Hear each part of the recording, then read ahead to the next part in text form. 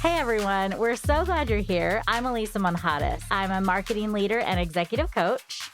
I'm Courtney Copeland, and I'm an accountability and wellness coach. And I'm Dr. Mirari Simeon, an activator of talent, HR executive, author, and working mom. If you're anything like the successful multicultural women we interview on the What Rules podcast, you've learned that you can't do it alone. And we teach women like yourself to outsmart the game to get ahead in your career. We're really talking about those rules that we grew up with as women and the expectations that have been placed on us. Our mission is to change the face of leadership at What Rules podcast. As you listen to our talented guests, take note and take action. Go ahead, go and break those rules.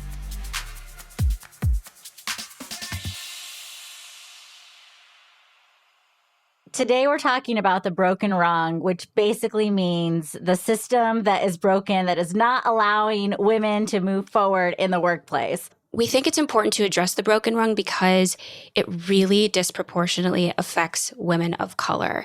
So we're going to cover how managers and employees can fix the broken rung by breaking the rules with a special 3-part series. This episode is specifically for managers, whether you're a woman of color, a white man, this is going to apply to you. So my invitation as you listen to us today is that you find one actionable step that you can take after this 30, 40 minutes. It's going to be deep and intense. So buckle up because we have a journey to take you on.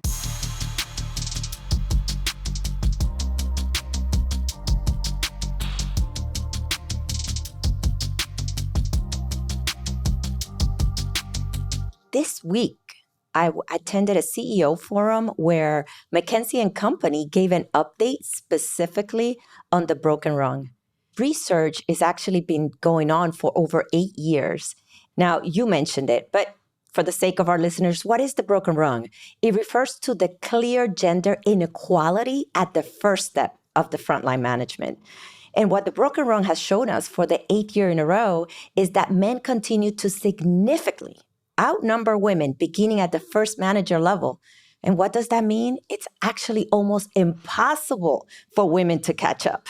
Now, some stats to bring it home. For every 100 men who are promoted from entry-level roles to manager positions, only 87 women are promoted. Okay, Mirari, let me stop you there because in tech, it's even worse. It's like 50%.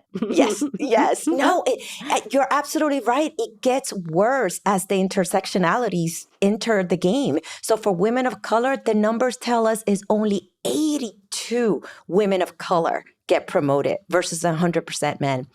And for Latinas, hang tight. Only 75 Latinas are promoted. You can name it, add in an intersectionality, and the numbers get worse. Wow. I mean, it is astounding to hear these numbers and that it's like been happening over and over again. And, you know, we're here to help women advance in their careers and climb the corporate ladder. But the problem, especially for multicultural women, as you said, is that they're kind of screwed from the beginning, to be honest. Yes. Yes. Like, sadly. Yeah. I mean, it is a broken system. That's why we call it the broken rung. And it's like, as soon as you get in, everything is against you. We talked about this in another episode where the rules we're having to break them because it's embedded. For the longest time, there have been these false narratives about how women can lead, what's our capacity, allowing men to determine what our capacity is, saying, oh, you're a mom, maybe you can't lead as well because you're too distracted. Like, I can't even believe how long that false narrative has existed. So I think we feel like we're screwed, but we don't have to be, right? Like, these sort of discussions and shifting perspectives can help us win. I feel like now I'm Debbie Downer right now because you're like, no, we can help and we can change it. But I'm torn because I'm like, but the reality is it's so broken. I'm going to argue a little bit here. I know that it's really broken, but When you're focusing on solutions, all of us have to think about what's within your control. And that's where mindset and wellness become so, so crucial because that is within our control. We can't undo history or redo history, but the conversation does need to be a little bit more positive and optimistic. And it's like, okay, what can we do?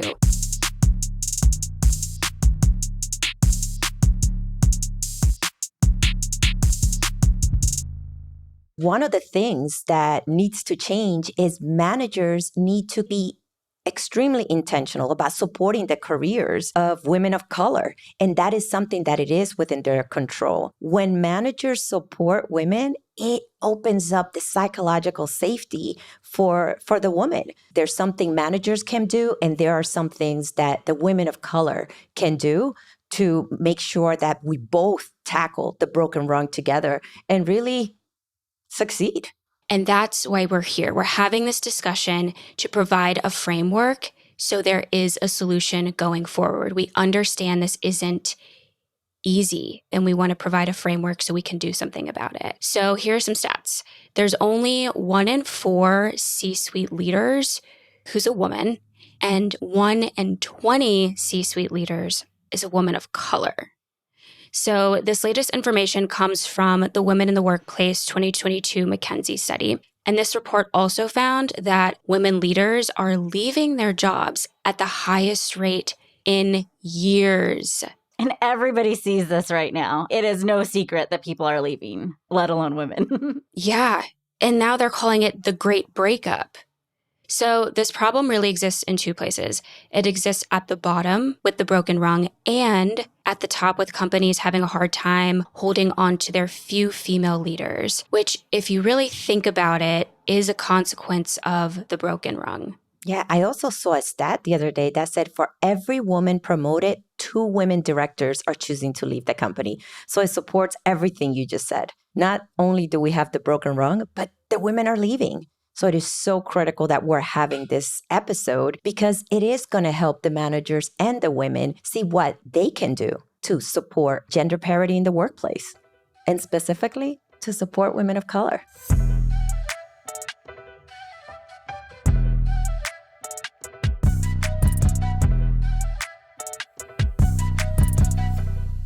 There are several things that I believe managers can do because it is important for the employee to feel that safety, to feel that they have support.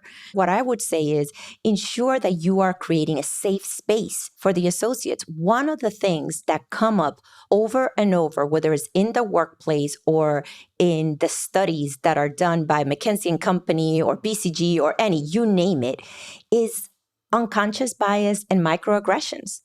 And microaggressions, for those of you who don't know, are subtle micro messages that typically feel like 1,000 paper cuts.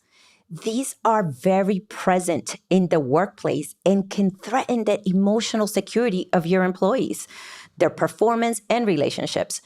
And this is critical for managers to be aware of what these are or when they happen, because this is the time that they can take a stand, that they can stop those microaggressions, those behaviors, and they can show support to their employees and make them feel safe. I love the idea of microaggressions feel like 1,000 paper cuts because it's tiny. But if that keeps happening, it can really threaten their emotional security. Yeah, and let's break it down because I think it's important for managers to understand what are some of those microaggressions. I'll give you some that I've heard most recently, and maybe you all can share some that you've heard. I think it's critical. Some leaders may are not be aware what those are. Most recently, somebody said to me, whoa, you must have an easy job that you're able to write a book and serve your community. Talk about microaggressions. I want to assume that it was an unconscious bias, but whoa, did it feel like a super aggression? You know, people need to seek to understand how my life experiences have equipped me to manage my time behind the scenes and the sacrifices that I made to ensure I deliver 150% in my job and do the other things that I want to do. So a way to turn that microaggression is instead, hey, I want to learn from you. How did you do it? because one thing I would love to do is pay it forward and help others achieve their dreams. And if their dreams is to write a book and give back to their community while running a global business and raising a family, then I'm your gal. I can absolutely help you with that. But those are some of the microaggressions that you're like, oh, really? It may seem small, but like you said, that might be the 10th one of the day. I have a client. She does a lot of like Hollywood shows and Sundance Festival, like all the festivals and all the things.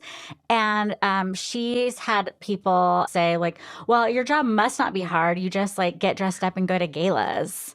Yeah, I'm sure that happens to you too, Madadi, because I know that's like it's like literally part of your job. And for someone to say that your job is easier or harder or whatever, like they don't understand your pressures. And if they're in leadership on top of that, saying that things, it's like, well, how am I supposed to work under these conditions? I want to share a leader that I think does a marvelous job at reframing microaggressions. And it was specifically during a people planning session. And somebody said, oh my God, but she's so pushy. And this leader said, you know what? She's in a sales role. I need that type of strength. I need that asset in my team. I'll take that all day. Yes, I love that. And I was just like, I just love how that manager, that leader, completely reframed somebody that was saying it with a negative tone. And now this is like, yes, this is what we want. So that's another way, leaders, that you can help tone down and eliminate these microaggressions by reframing in a positive strength what somebody may have just said about somebody else. And I love that the idea of advocating for a woman in a meeting in front of others, because that is something that happens all the time. And as a manager, you don't realize how much power you have over everyone in that virtual or real life room when you can call someone's microaggression out so that you're not putting that person that did it down, but you're uplifting the person who got let down. And then you're also setting a standard for not being okay, like a zero tolerance for someone treating someone else. You're calling it out. There's a way that you can do it so it feels light, but you're still making a stand. When I was VP of marketing, I was leading a software project, and I shouldn't have been doing it, but it was a smaller tech company. So sometimes you got to do what you got to do. And one of the former CEOs of the company who's still working there was like, in front of all the engineers, said, Elisa, like, why are you in charge? And honestly, it was a legit question, but they don't know the backstory of my experience. They didn't know anything. And so he came in, completely undermined me. I was dumbfounded and just like froze because I didn't know what to do. And then all day it bothered me. And I was like, should I talk to him? Should I tell him? Like, I know I shouldn't be here, but that was rude. And I'm supposed to be leading these engineers. At the end of the day, he came to me and he was like, hey, I realize what I said was completely wrong. This is why I said it, but I know how it came off, and I know you're supposed to be leading that team, and I'm really sorry that I did that. Please let me know how I can support you to get this team working the way you need them to be. I so appreciated that because I didn't have the tools at that time to approach him, but I was really appreciative of him coming to me and saying, hey, look, I made a mistake. I want to be here for you. Something similar happened to me with the leadership team. And in this situation, I was the HR business partner to the CFO, and the leadership team was all male except one other woman. I was the only woman of color at the table. And what's interesting is that it didn't matter that I was a seasoned HR professional. They were undermining anything that I said. And this CFO said, hey, anytime that you have any organizational issues or anything that has to do with the team or people or processes, make sure that you're talking to Mirari about it. Of course, they didn't listen to that either. So they would go and talk to him and he would ask, did you talk to Mirari? And when they would say no, he would send them back. But what happened was beautiful because they were able to then work with me and realize that I had the skills to help them not only succeed in the business, but succeed professionally and develop their teams. And it also helped me continue to grow in the organization.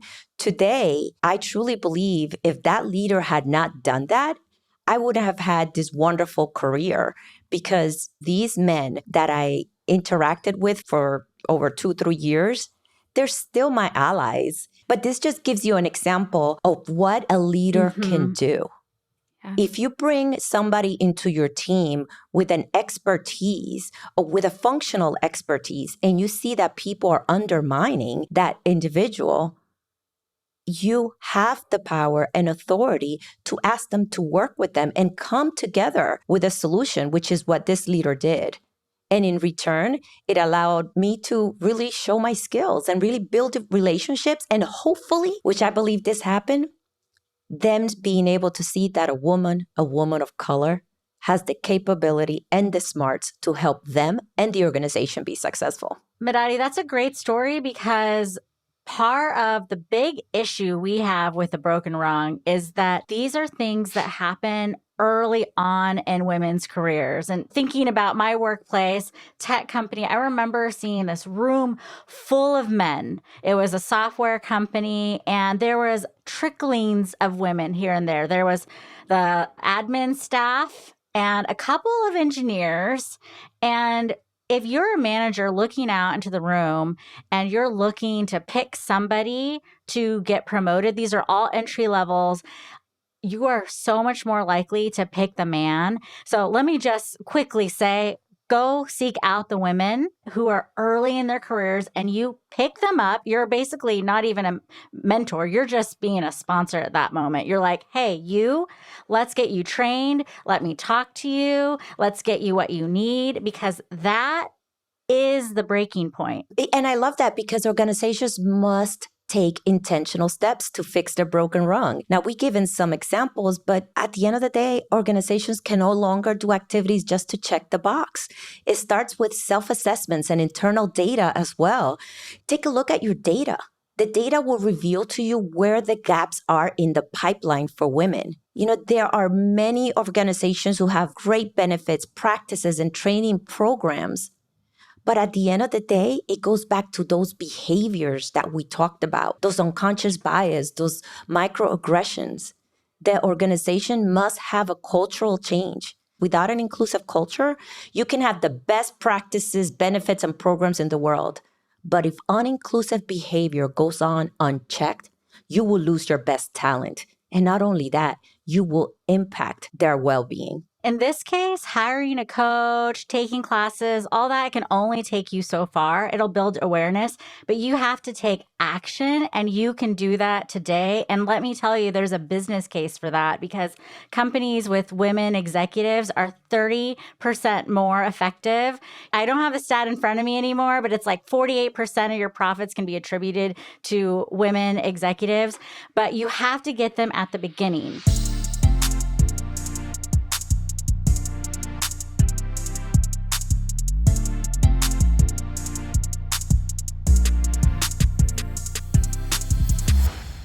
One of my clients, she works in tech, and she is a senior manager. She's in her early 30s and working at the director level. And recently, her director called all the directors in and said, this is a time to discuss company goals. And I want to know what your goals were for this quarter. And he used her goals as examples to tell all the other directors how to do their jobs. And she's sitting there thinking, wait a second.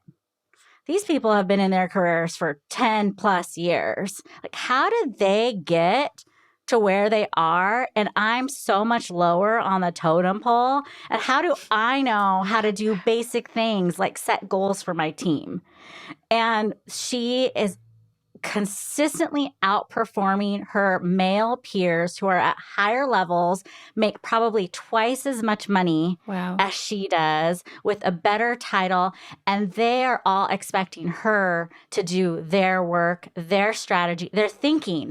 Her role is really execution, but these director levels are wanting her to do strategy, planning, and execution.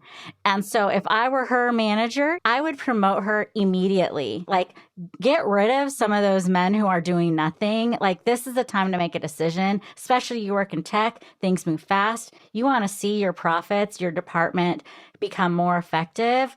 Get rid of the fluff and find the people who have the potential. And even if they're early in their careers, he has an opportunity right now to change this woman's life. She can easily be a chief executive. And if he doesn't hone that right now, he's going to lose her. She's going to get burnt out and she probably will quit. So he can be her sponsor. He can be her mentor. Like, he has so many opportunities to shape this young woman at a crucial point in her career. So, Elisa, what caught my ear the most is when you said you have to get them early in their career. And I think that is one of the biggest differences between mentoring and sponsoring.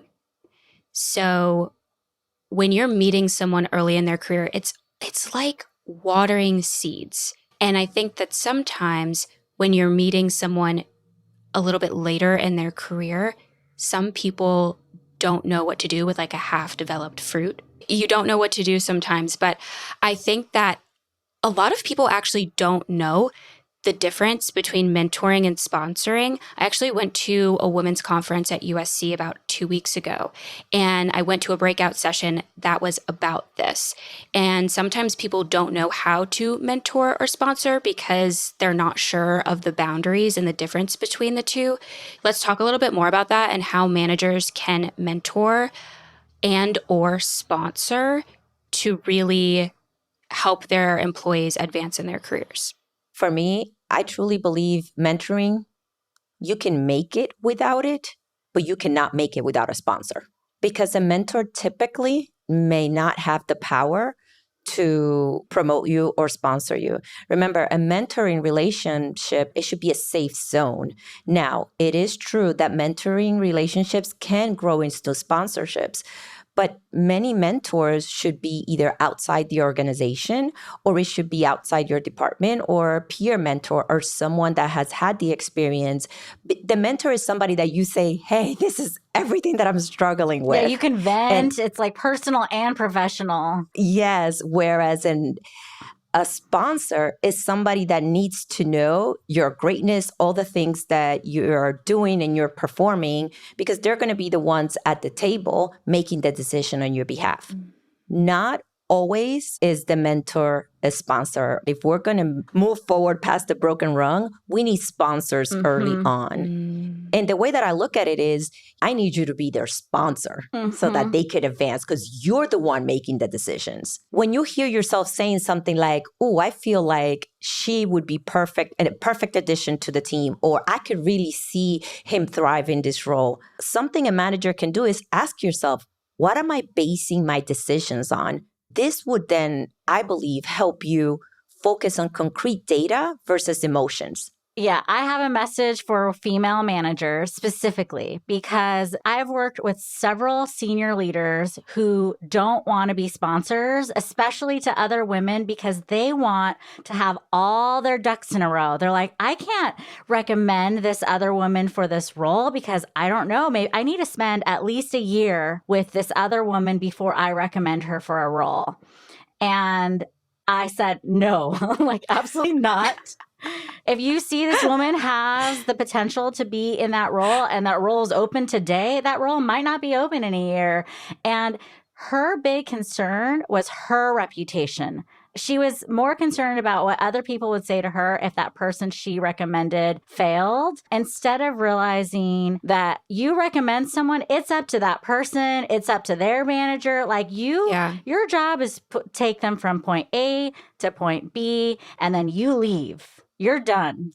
If you see that spark, you go for it, you take action quickly. And this is just like a way that a lot of women operate. They're so responsible, right? Like they take ownership over their teams, over their whole 30,000 person organization, one woman will feel the weight of the responsibility over that, even if that's not really their role. And so for women, but if you truly want to be a sponsor, you have to find the talent, move them where you need to be, advocate, and then you move on, and then you can do something else. If you want to mentor them along the way, you see potential that where you can personally impact their lives, great, but that's not sponsorship.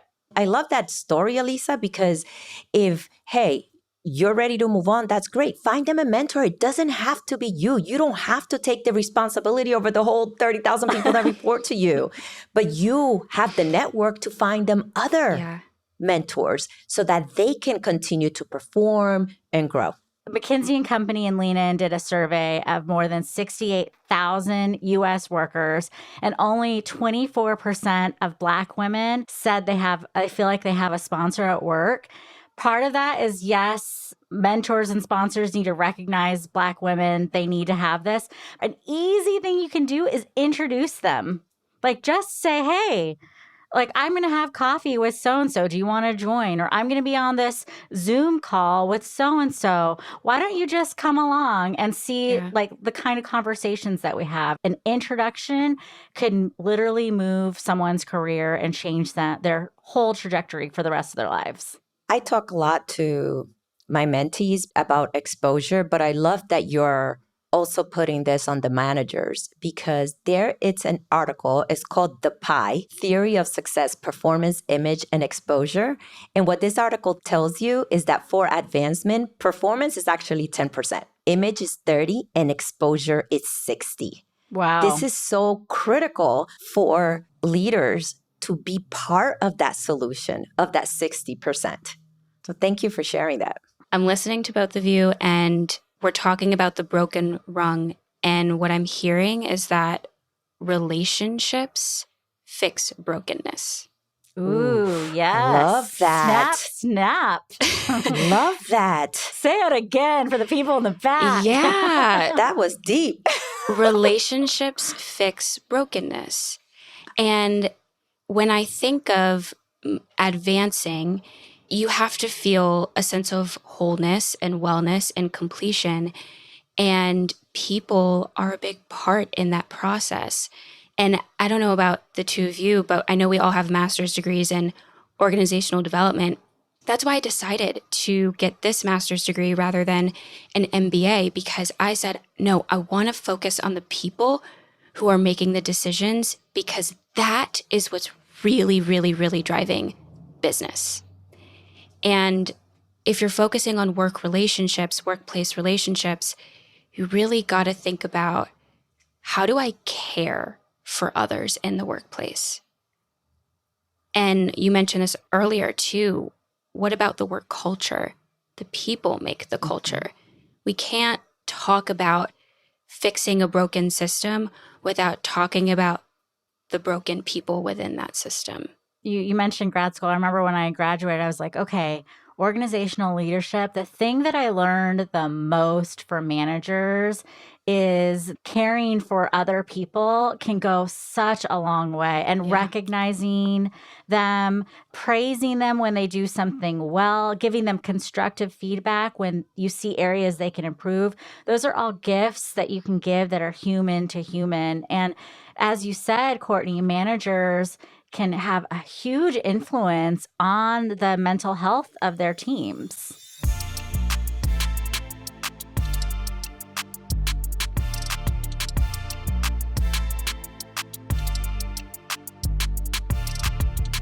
I actually have a lot to say about managers' impact on their employees' mental health. As I just said, relationships heal, right? And so managers, here's what you should know about your employees. 60% of employees worldwide say that their job is the biggest factor influencing their mental health, and that managers have just as much of an impact on people's mental health as their spouse. Wow. That's massive. By the way, this is from the Workplace Institute at UKG. 2023 Mental Health at Work Managers and Money Report, some people are shocked. Like, how is that possible that a manager could have more influence on your mental health than a spouse? Like, the spouse, you're married, you're one. Okay, think about this logically. If we spend 40 to 60 hours a week working with your manager, with your team, that's a lot of time in our weeks. It probably affects the mental health of the spouse as well. Like, Merari, think about you, like how much your husband takes on when you have issues with with anybody at your organization. Absolutely. And I can totally relate because imagine having a toxic relationship at home. That's how it feels to be at work. And I've had toxic relationships in the past. So when you made that comparison, I felt like my body just like, whoa, this is what people are going through. It is serious and such a heavy topic because managers can have such an influence. They can truly turn things around for an individual.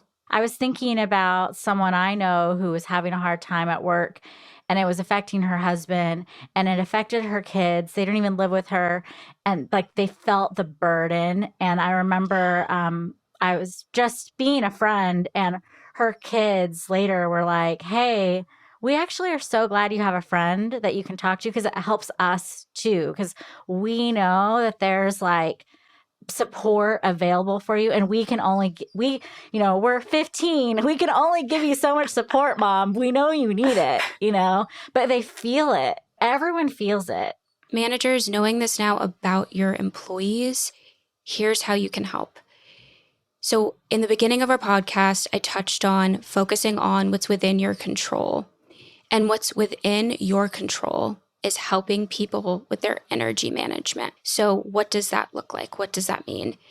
You can provide basic employee needs such as welcoming negotiation conversations. When you're structuring benefits packages, right? Connect with HR.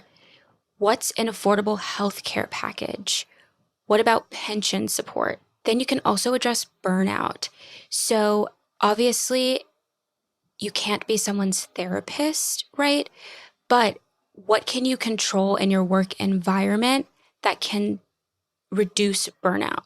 You don't want your employees to get to a point when they're already burnt out, and then that's even more brokenness that needs to be healed. That is the brokenness that we need to address before the burnout. Another suggestion that I would say that a manager can do, and some of the things that I do myself, is I educate myself on what are some of the programs that are available so that I know when somebody's talking to me about a certain issue that I could say, hey, have you considered A? Have you considered B? These are some of the benefits. And you kind of mentioned that, Courtney, hey, partner with HR. But I think sometimes it's just as critical for a leader, just educate yourself. You don't need to be the expert, but just know what's available. And I would say the other thing that I personally do is during my one-on-ones with my team, I spend a lot of time talking about the personal and what is going on in their lives. This is something that I've done throughout my career, but I encourage male leaders to really lean in and listen. Look, you do not have to have all the answers. I rarely do. But being able to listen and understand and then just save that. So when the time comes or an opportunity comes, I can help support that individual. I really encourage managers to do so because they also have responsibilities and things that they want to do outside of work. So I really encourage male leaders as well as women leaders to really take the time to know what's important to that other person. Yeah. I still love, Courtney, what you said about how we can fix the broken rung by fixing relationships, and what you're talking about with mental health and seeing the person outside of work and acknowledging their journeys. These are all ways that women, especially women earlier in the career, can feel seen and get comfortable approaching a manager. If you can talk about what you're doing over the weekend, it makes talking about your career goals a lot easier. And I think all this ties together, but at the end of the day, What's going to fix the broken rung is managers ensuring that they advance women and being able to provide them the safe space. You can continue to do great work, but ultimately, manager, the decision is in your hands. If she's in your workplace and she's performing, you have the power to advance her. Leverage the power that you have to advance women because they're doing great work. They are delivering. They are building communities. They are building talent and they're growing your business. So it is a win-win for all of us. We're here to really change the face of leadership and change the broken rung, but we need you to be part of the solution. Want more advice on how to break the rules and outsmart the game to advance your career? Check us out on Instagram, YouTube, and our website, whatrulespodcast.com, for more insight from our guests and hosts, and join our community on LinkedIn where we discuss rule-breaking strategies for multicultural women. What Rules is a project of Zara Consulting and is supported by the amazing team at Stories Bureau. This episode was produced by Alexandra Uresta with editing and music supervision by Joshua Ramsey and was engineered and mixed by Tim Ballant. Our podcast cover was designed by DeLeon Creative. Visit whatrulespodcast.com for more info, upcoming events, and all episodes of What Rules, including video, and make sure to give us a follow.